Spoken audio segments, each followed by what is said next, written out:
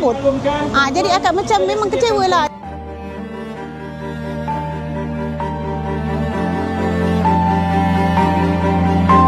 Kalau time hujan lebat tu memang wajib kena lah. Dah bukan sunat dah, memang wajib kena.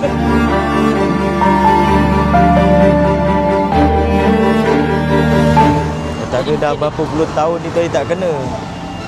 Lepas tu dia banjir teruk balik. Sampai sekarang ni. Hujan kalau dalam 40 minit, 50 minit dah start banjir dah kat sini.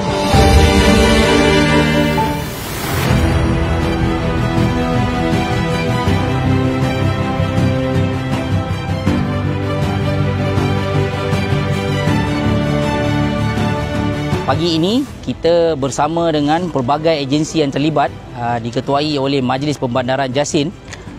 Kita berada di Kampung Asam Kumbang, di Sungai Asam Kumbang ini sendiri. Majlis Pembandaran Jasin ada bersama di sini, juga kita ada SWM, juga daripada CMI Infra, daripada JPS dan juga wakil daripada pemaju iaitu Pak Len. Kita mengadakan program gotong royong membersihkan kawasan sekitar dan juga sungai. Di mana di sini juga dalam program Majlis Pembandaran Jasin Prihatin, mereka telah pun engage bersama dengan pemaju yang terlibat iaitu Pak Len untuk menyelesaikan dalam short term penyelesaian untuk isu banjir di Kampung Asam Kumbang ini yang melibatkan hampir lebih 5 buah rumah. Jadi saya bersama dengan penyelaras Don Bemban iaitu saudara Encik Razib ini.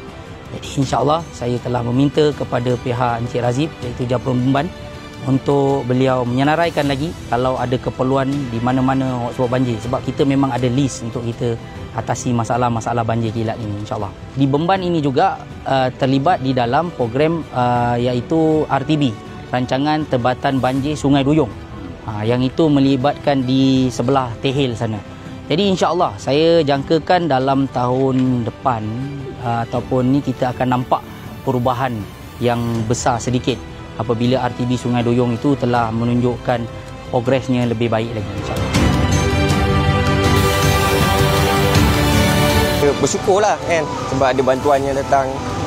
Sebab benda ni minta bantuan ni lama dah sebenarnya. Dah lama. Tapi baru sekarang yang nampak betul-betul Macam besar ni kita dapat bantuan besar. Alhamdulillah lah dapat. Orang gembira lah dengan macam ni, dengan dia bagi bantuan mesin basuh, peti ais, dia ada bagi sumbangan semua. Terima kasih dia kita ucapkan semua yang terlibat kan. Alhamdulillah program ni memang terbaik bagi akak. Memang akak puji sangat penyelarasan Razif Adib yang banyak sekali membantulah kita orang kat sini kan. Tak pernah terlepas pandang. Termasuk Haji Syam lah cakap. Bila berlaku banjir 2 pagi, 3 pagi mesti turun padang. Yalah kita penduduk kampung kan. Ini yang kita minta daripada wakil rakyat. Kita tak minta banyak. Prihatin tu, kebajikan tu yang kita minta cakap.